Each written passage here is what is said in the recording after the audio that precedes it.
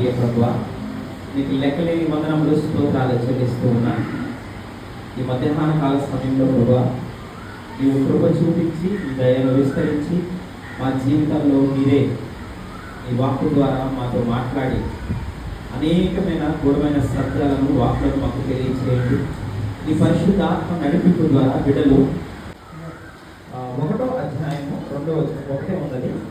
దాంట్లో 2వ అధ్యాయం చదువుదాం. ఒకసారి చదవండి. నీ ఆత్మ వర్ధిల్లుచున్న ప్రకారము నీవు అన్ని విషయములలోనూ వర్ధిల్లుచు సౌఖ్యముగా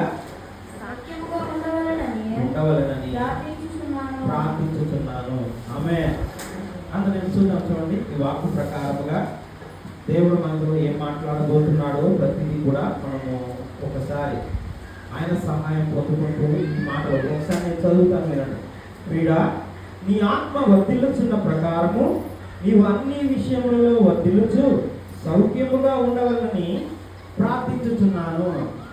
యోహాను గారికి దేవుడు ఒక సంకల్పము చొప్పున మాట్లాడుతున్న మాట ఏమంటే, ప్రియుడా, నీ ఆత్మ వర్ధిల్లుచున్న ప్రకారము నీవు అన్ని విషయంలో వర్ధిల్లుతావట.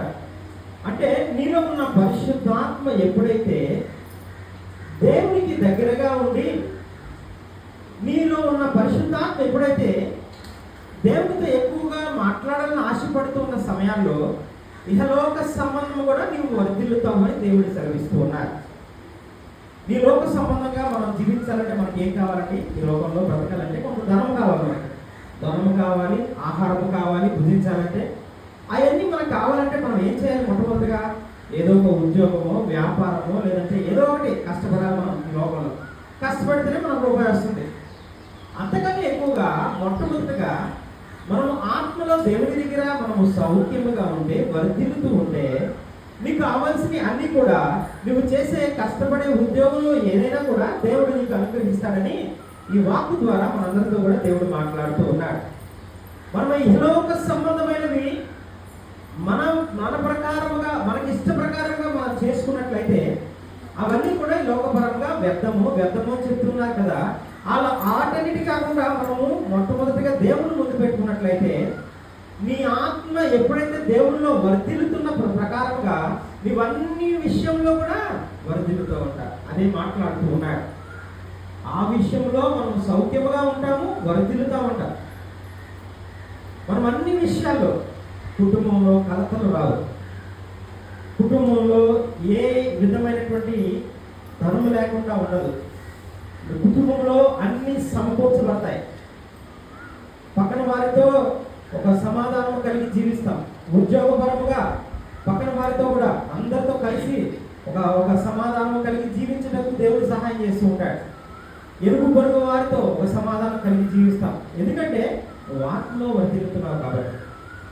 నీ ఆత్మను ఎప్పుడైతే దేవునితో మొట్టమొదటిగా నీవు మాట్లాడి, నీ ఉదయకాల సమయంలో దేవునితో ఎప్పుడైతే బలపడతావో, నీవు ఎప్పుడైతే దేవునితో దగ్గరగా ఉండి ప్రతి విషయం దేవునికి చెప్పుకుంటావో, నువ్వు ఎప్పుడైతే పాపము చేయకుండా దేవుని దగ్గర పరిశుద్ధంగా జీవిస్తావో, నువ్వు ఎప్పుడైతే దేవునితో ఎక్కువగా మమేకమై మాట్లాడతావో, నువ్వు ఎప్పుడైతే దేవునితో నీ తండ్రిగా నువ్వు ఆయన కుమారుడిగా నువ్వు జీవిస్తావో, కుమార్తెగా జీవిస్తావో, అప్పుడట నీ ఆత్మ వర్ధిల్లుతుందని తెలియజేస్తూ ఉన్నా. నీ ఆత్మ వర్ధిల్లాలంటే ఇహలోకపరంగా నువ్వు అన్నీ కూడా పట్టించుకోవడం అవసరం లేదు. ఎందుకంటే ఈ లోకమే నీకు స్థిరం కాదు కదా. ఈ లోకము నీకు నమ్మకం లేదు కదా. ఒకనొక దినమున నీవు నేను విడిచిపెట్టి వెళ్ళిపోవాల్సిందే కదా. నువ్వు వర్ధిల్లాలి అంటే నీ ఆత్మ వర్ధిల్లాలి, అంతేకాని నీ శరీరము వర్ధిల్లడానికి వీల్లేదు. ఎందుకంటే ఆయన ఆత్మ కనుక ఆయన ఆరాధించువారు ఆత్మతోనూ సత్యముతోనే మనం ఆరాధించాలంట. ఆయన ఆత్మతోనూ ఆరాధిస్తేనే, ఆయన ఆత్మలో మనం ఎప్పుడైతే వెలిగించబడితేనే మన జీవితము వర్ధిల్లుతూ ఉంటుంది. ఈ లోక సంబంధమైనవి, ఎందుకంటే దేవుడికి ఇష్టం లేనివి అన్నీ కూడా. ఒకవేళ ఈ లోకంలో నీ శరీర సంబంధమైన సంబంధికులు ఎవరైనాను, నీ బంధుమిత్రులైనను ఒకవేళ ఈ లోకాన్ని విడిచిపెట్టి, మన బంధుమిత్రులు ఎవరైనా విడిచిపెట్టినా కూడా అది శరీర సంబంధంగానే విడిచిపెడుతున్నారే కానీ ఆత్మపరంగా దేవునితో దగ్గరకు ఉంటున్నారనే విషయాన్ని మనం గ్రహించాలి. ఎప్పుడైతే దేవునితో మనం దగ్గరగా ఉంటామో ఈ లోకపరముగా వారు ఒకవేళ శరీరాన్ని విడిచిపెట్టినా కూడా నా దేవుని దగ్గర ఉన్న ఒక సంతోషం కలిగి మనం జీవిస్తారు. హల్లెలూయా, హల్లెలూయా. ఎందుకంటే ఈ లోకం మనకి ఏది స్థిరం కాదండి. ఏది మనం కట్టుకున్న మన ఇల్లు కూడా మనం తీసుకెళ్లే పరిస్థితులు లేదు. అనేక పరిస్థితులు, ఇప్పుడున్న స్థితులు చూస్తుంటే ఏ రోజు మరణం వస్తుందో కూడా మనకు తెలియలేకపోతుంది.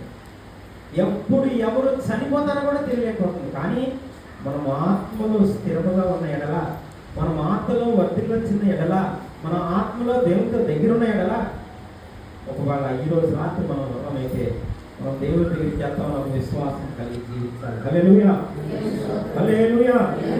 ఎందుకంటే మనకి లోకము ఒకనొక దినమున గతించిపోతుంది. మనం ఆత్మలోనే స్థిరంగా ఉండాలి, నమ్మకంగా ఆయనతో కలిసి జీవించాలి. దేవునితో ఉంటే నీకు అనేక విషయాలు నీకు దేవుడు ఆయన ఆత్మ ద్వారా అభిషేకంలో ఉన్న వారికి తెలియజేస్తూ ఉంటాడు. నువ్వు ఎప్పుడైతే దేవుడితో నమ్మకంగా ఉంటావో, సరే ఇహలోకపరంగా మన తల్లిదండ్రులే ఉన్నారండి. మన తల్లిదండ్రులు కొంత ఆస్తి ఉంది. వారు వృద్ధాప్యానికి వచ్చారు.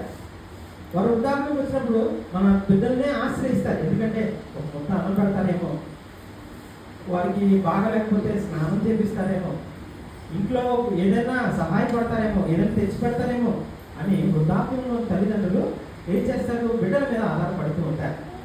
బిడ్డల మీద ఆధారపడినప్పుడు ఏం చేస్తారు?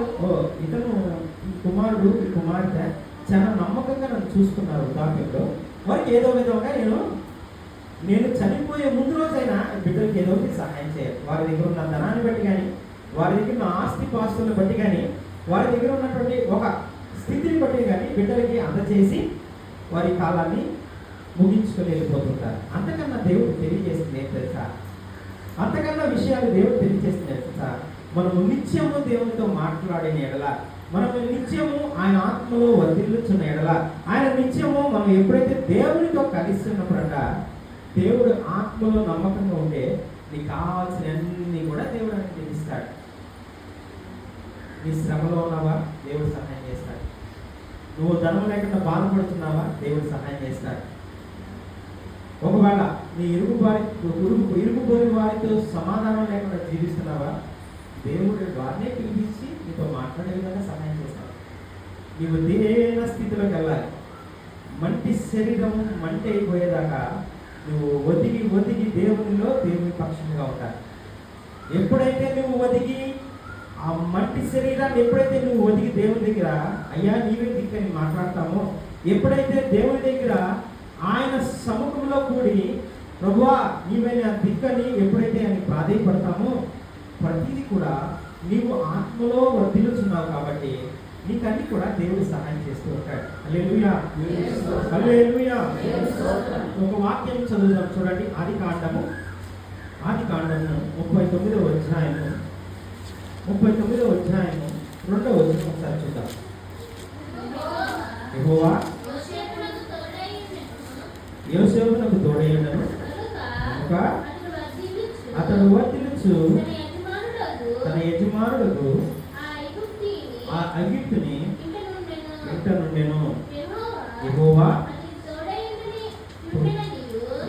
అతనికి తోడైయుండెననియు అతడు చేసినదంతయు అతని చేతిలో యెహోవా సఫలము చేయననియు అతని యజమానుడు చూచినప్పుడు యోసేపు మీద అతనికి కటాక్షము కలిగిన కనుక అతని యొద్ద పరిచర్య చేయవాడు ఆయన.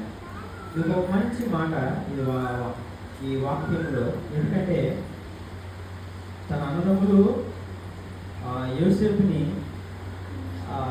ఎంతో నీచంగా, అంటే చాలా తక్కువ చేసి మాట్లాడుతూ ఉంటారు. తన అన్నదమ్ములు తను చెప్పే కళను బట్టి అనేక విషయాలు నా దేవుడు హెచ్చిస్తున్నాడు, నా దేవుడు నన్ను బలపరుస్తున్నాడు, నా దేవుడు అనేక కళల ద్వారా నాకు చూపిస్తున్నాడు, నేను ఒక రాజ్యాన్ని ఏలబోతు అనేక విషయాలు యోసేపు తెలియజేస్తున్న సమయంలో ఒక మాట దేవుడు యోసేపుని ఎలా అయితే హెచ్చించాడనే విషయాన్ని తెలియజేస్తున్నాడు. చూడండి, యెహోవా యోసేపునకు తోడై ఉన్నాడు కనుక అతడు వర్ధిల్లుచు తన యజమానుడు ఐగుప్తుని ఇంట నుండెను. ఒక రాజు దగ్గర యోసేపు జీవిస్తున్న సమయాల్లో దేవుడు అతనికి చూచి అతను వర్ధిల్ల చేశాడట.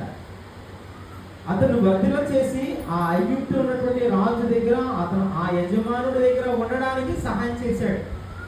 ఎందుకంటే అతను దీవెనకరముగా ఎందుకని మారగలిగాడంటే, ఒక ప్రణాళిక చొప్పున తండ్రి దగ్గర అలాగే అన్నదమ్ముల దగ్గర విడిపించబడి ఒక ప్రణాళిక చొప్పున అతను ఐగుప్తు ఆ దేశానికి వెళ్ళినప్పుడు అక్కడ రాజుగా హెచ్చించబడకు యోసేపుకి ఒక నియామకము కలిగిన రాజైన తండ్రి ఒక ప్రణాళిక చొప్పున ఏర్పాటు చేయగలిగాడు. కాబట్టి ఈ యోసేపు ఒక రాజుగా నియమించబడ్డాడు. హల్లెలూయా, హల్లెలూయా.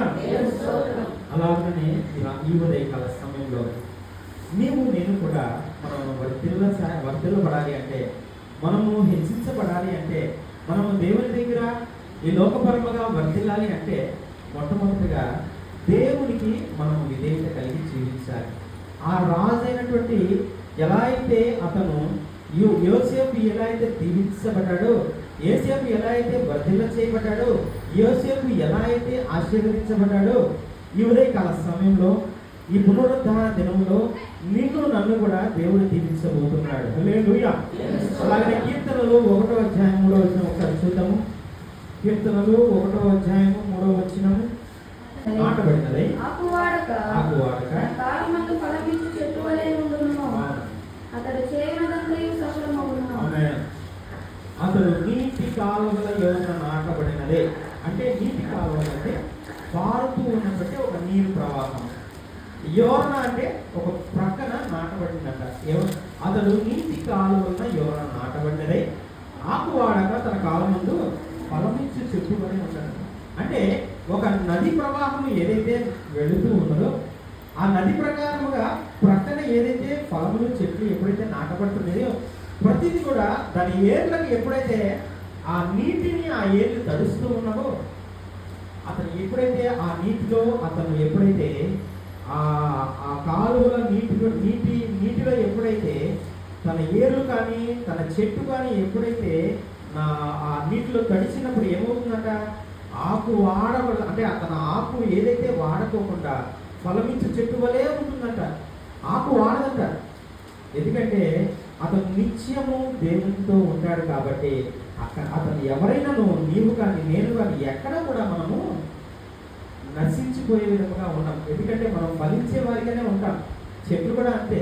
ఎప్పుడైతే నీటిని ఆ ఏర్లు ఎప్పుడైతే తీసుకుంటుందో ప్రతిదీ కూడా తనకు కావలసినటువంటి కాలువ చొప్పున తనకు కావాల్సిన ఫ్రూట్స్ కానీ ఫలాలు కానీ చెట్లు కానీ కాయలు కానీ ప్రతిదీ కూడా దాని కాలం చొప్పున ప్రతిదీ కూడా దేవుడు ఆశీర్వదించినట్టే మనల్ని కూడా ఆశీర్వదిస్తాడని తెలియజేస్తున్నారు. అతడు చేయనంతంతయు కూడా సఫలం అవుతుందట. ఎందుకంటే ఆ విధంగా మనం జీవించినట్లయితే ఉదయకాలమే లేచి దేవుని దగ్గర ఎప్పుడైతే నువ్వు పాదాలు పట్టుకుంటూ ఆయన ఆత్మలో ఎప్పుడైతే నువ్వు స్థిరంగా ఉండి మాట్లాడతావో, ఆయనతో ఎప్పుడైతే మమేకమై ఉంటావో, ఆయనతో ఎప్పుడైతే నీ జీవితము బాగుపడుతుందో నిత్యము నీ ఆత్మలో ఒక నీటి ప్రవాహము కలుగుతూనే ఉంటుంది. హల్లెలూయా. ఎందుకంటే ఆ నీటి ప్రవాహం ఎప్పుడైతే నీ జీవితంలో ఉంటుందో, నీ హృదయంలో ఎప్పుడైతే పాపాన్ని విడిచిపెట్టి దేవుడితో కలిసి ఉంటావో, ఎప్పుడైతే ఆ నీటి దగ్గర నీవు క్షేమంగా ఉంటావో, ప్రతి దుష్టాత్మలు దుష్టక్రియలు ప్రతిదీ కూడా నీరు ప్రవాహం వలె కొట్టివేయబడుతుంది. ప్రతిదీ కూడా వృక్షము ఏ రీతిగా అయితే పెద్దగా వృక్షాలు కలిగి ఫలములు కలిగి జీవిస్తుందో నీ జీవితము కూడా ఆ విధంగానే ఒక నూతనమైన విధముగా దేవుడు దీవించి ఆశీర్వదిస్తూ ఉంటాడు. హల్లెలూయా. ఎందుకంటే దేవుడికి నమ్మకంగా ఉంటున్నావు, దేవునికి విధేయంగా ఉంటున్నావు, దేవుడితో ఎక్కువ కలిసి ఉంటున్నావు. కాబట్టి దేవుడు విడిచిపెట్టే దేవుడు కాదు. కాబట్టి ఆయనతో నమ్మకం కలిగి ఉండాలి. నీకు కావాల్సినవన్నీ కూడా ఆయన ద్వారా నువ్వు తీసుకోవాలి. నువ్వు ఏది కావాలన్నా కూడా, నీ బిడ్డకి చదువు నిమిత్తము ధనము కావాలా, నీ బిడ్డకి జ్ఞానం కావాలా, నీ బిడ్డకి ఒక క్షేమం కావాలా, దేవుడి దగ్గర అడగండి. దేవుడు అన్ని కూడా ఆయన పరిశుద్ధాత్మ ద్వారా బిడ్డలకి దయచేయగల గొప్ప దేవుడు. హల్లెలూయా. ఆ విధంగానే కీర్తనలు క్షమించాలి. సామెతలు 3వ అధ్యాయము 5-6 వచనములు చూద్దాం.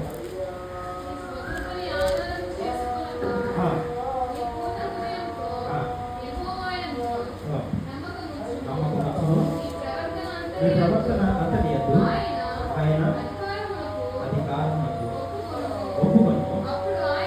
అప్పుడు ఆయన ఈ త్రోవలను చాలండి.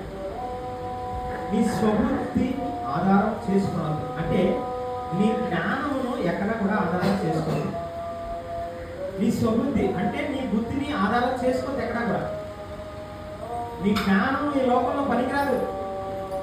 నీ జ్ఞానం ఏదో ఉన్నదని నువ్వు ఆశపడద్దు. నీ జ్ఞానము వ్యర్థము. నువ్వు మాట్లాడే విషయాలన్నీ కూడా వ్యర్థమే. ఎందుకంటే మనం లోకంలో లేము, దేవుని మందిరంలో దేవుని చెంత ఉన్నాం కాబట్టి. నువ్వు లోకంలో ఉన్నట్లయితే నీ బుద్ధిని నువ్వు ఆధారం చేసుకో.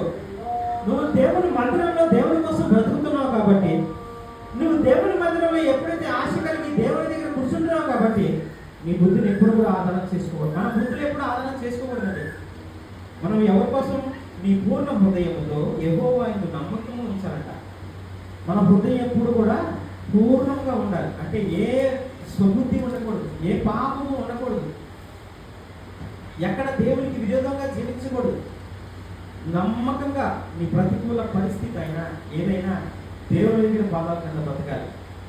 నీ ప్రతికూల పరిస్థితి, ఏ శ్రమలు, ఏ విభేదాలు ఎన్నొచ్చినా దేవుని కోసం నిలబడాలి. ఆయన నిన్ను రక్షించేవాడు. ఈ లోకంలో నీ స్వబుద్ధిని ఆధారం చేసుకున్నద్దు. నీ పూర్ణ హృదయంతో యెహోవా యందు నమ్మకం ఉంచుము. నీ ప్రవర్తన అంతటి యందు ఆయన అధికారమునకు ఒప్పుకొను. నీ ప్రవర్తన అంతా కూడా నాకు చెప్పాను కదా, ఎప్పుడైతే నీవు విధేయత కలిగి దేవుని దగ్గర మోకాళ్ళకి మంటి శరీరాన్ని మంటి దగ్గర చేతులు పెట్టి యేసయ్యా నీవే నా దిక్కని ఎప్పుడైతే ఆయన దగ్గర ఆశపడతావో, ఎప్పుడైతే నీవు ఆయన దగ్గరికి వెళ్ళి నీవే నాకు అన్నిటికీ మూలమైనవు తండ్రి, నీవే నాకు సహాయం చేయకపోతే ఎవరు చేస్తారు తండ్రి అని ఆయన దగ్గర నువ్వు ఆశపడి ఎప్పుడైతే ఆయన పాదాలు పట్టుకుంటావో ఆయన చేయి చేస్తాడంట. అప్పుడు ఆయన నీ త్రోవలన్నీ సరళం చేస్తాడంట. చెప్తామా? అప్పుడు ఆయన నీ త్రోవలను సరళము చేయను. నీ త్రోవలు అంటే నువ్వు చేసే మార్గాలు, నువ్వు చేసే పనులు, నువ్వు నీ ఆలోచనలో వెళ్ళే థాట్స్, అంటే నువ్వు ఏదైతే అనుకుంటున్నావో, ఒకవేళ ఈరోజు రాత్రికే నీకు కొంత ధనం కావాలంటే రేపు పొద్దున్న బిడ్డలకు ఫీజు పెట్టుకోవడానికి, లేదా ఎవరికైనా మనము అప్పు చేసినో వారికి ధనం ఇవ్వాలి. ఒకవేళ దేవుని దగ్గరికి నీ రాత్రికాల సమయంలో మనం అడిగినప్పుడు దేవా ఇలా అప్పు చేశాను, ఏదైనా సహాయం చేయాలి. ఎప్పుడైతే నువ్వు పూర్ణ హృదయంతో ఉంటావో, ఎప్పుడైతే నువ్వు ఆత్మ అభిషేకంతో ఉంటావో, ఎప్పుడైతే దేవుడితో నమ్మకంగా ఉంటావో నీకు అనుగ్రహించడానికి దేవుడు సరళము చేస్తారు. హల్లెలూయా, హల్లెలూయా. మనం ఎప్పుడు కూడా పూర్ణ హృదయం కలిగి జీవించాలి, పూర్ణాత్మతో జీవించాలి. అప్పుడు అన్నీ కూడా ఆయన త్రోవలను సరళము చేస్తాడట.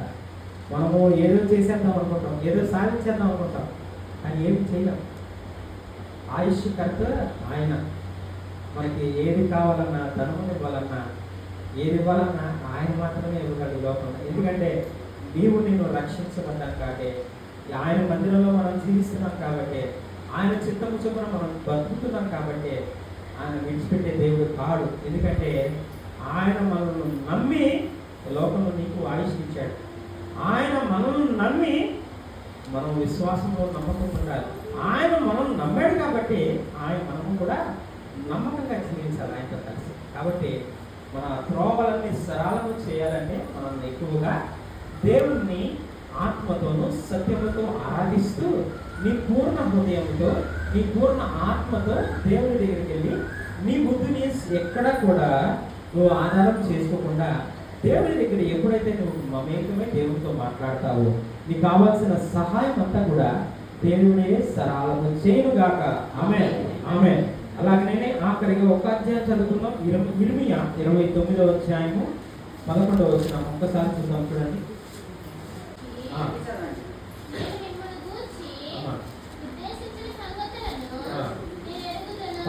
29:11 ఇర్మియా 29:11.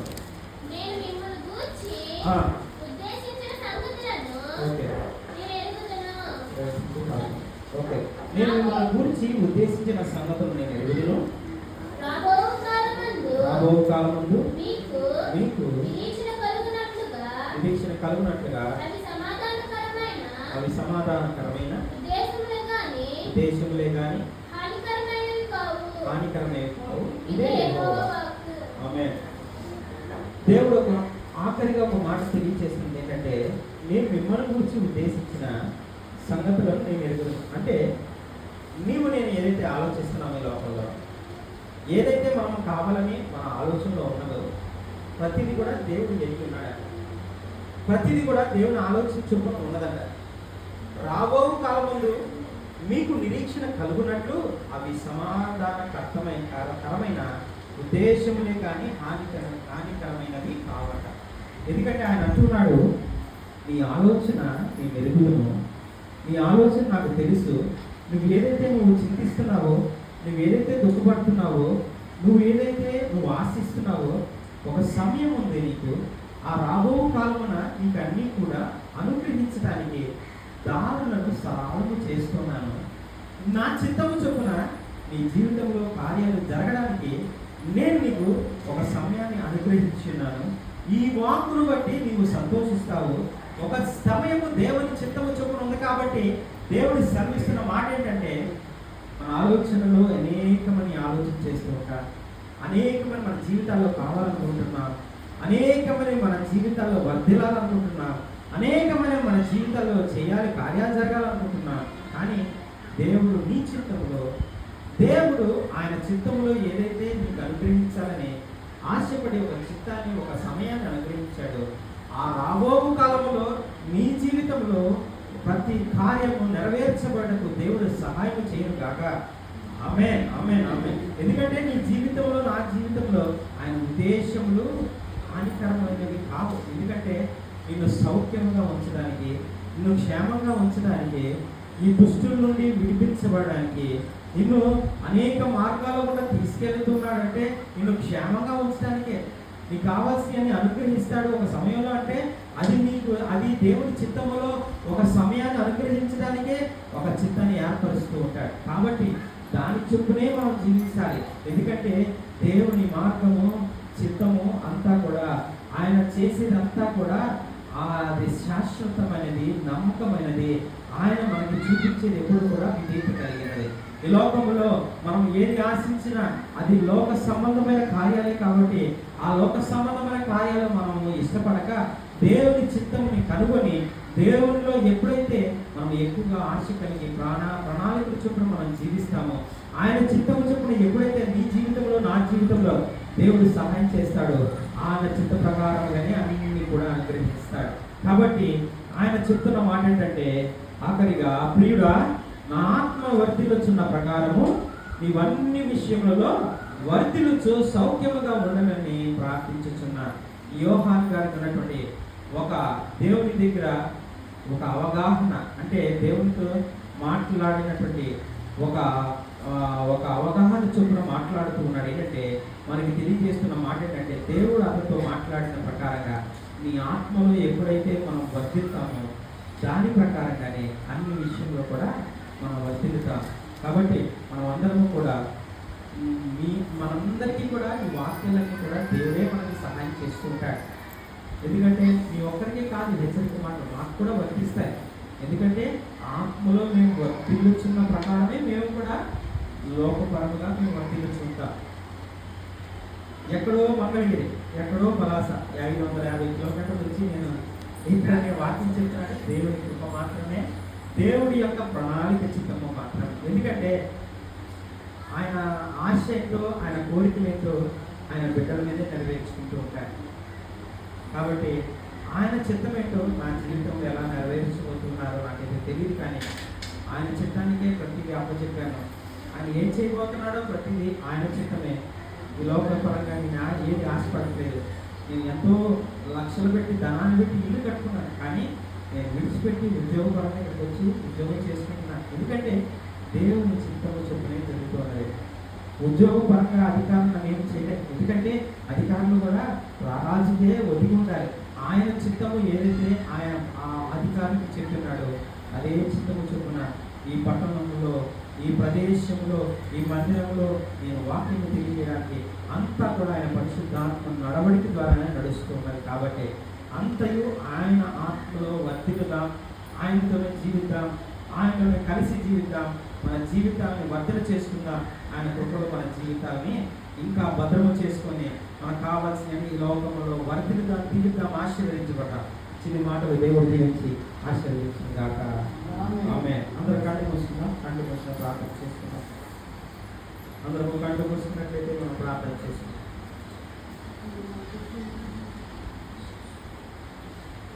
స్తోత్రం నాయన, స్తోత్రం, స్తోత్రం. అందరూ మీకున్న పరిస్థితులన్నీ కూడా ఆయన చేతులకు అప్పచెప్పండి. నువ్వు ఆత్మలో వర్ధిల్లాలని దేవుడు ఆశపడుతూ ఉన్నాడు. ఈ ఉదయకాల సమయంలో, ఈ మధ్యాహ్న కాల సమయంలో దేవుని దగ్గర నీ ఆత్మను వర్ధిల్చుకున్నది నీవు అన్ని విషయంలో వర్ధిల్లుతామని తెలియజేస్తున్నాడు. కాబట్టి ఆత్మలో వర్ధిల్లడం అంటే నోటి మాటలతో మాట్లాడే మాట కాదు, అన్ని భాషలతో దేవుని స్తుతించాలి, దేవుని కీర్తించాలి. అప్పుడు నీకు పరలోకంలో నేను దీవెన. ఆయన మాత్రమే నిన్ను వర్ధిల్ల చేయగలడు. ఆయన మాత్రమే నిన్ను కృపతో అన్ని కూడా సహాయం చేయగలడు. ఆయన మాత్రమే ఏదైనా ఆయన మాత్రమే చేయగలడు. ఏమైనా చేయగలడు. ఆయన కథ మొత్తం మార్చగలడు. నీ జీవితంలో అన్ని వర్ధిల్ల చేయగలడు. ఆయన మాత్రమే నీ జీవితంలో సహాయం చేయగలడు. రాత్రి ఉదయకాల సమయంలో మన అందరము కూడా ప్రార్థన చేద్దాం. ఓ దివల శంకర కళ దూరిగా పడతాన తిరిగి అనుసమను రేరే రే కేరే అవును శంకర కళ ఓ రిబా శకర రే మార పురికర యేసయ్యా యేసయ్యా నీకే సాధ్యం. ఓ రిబా శంకర రే యేసయ్యా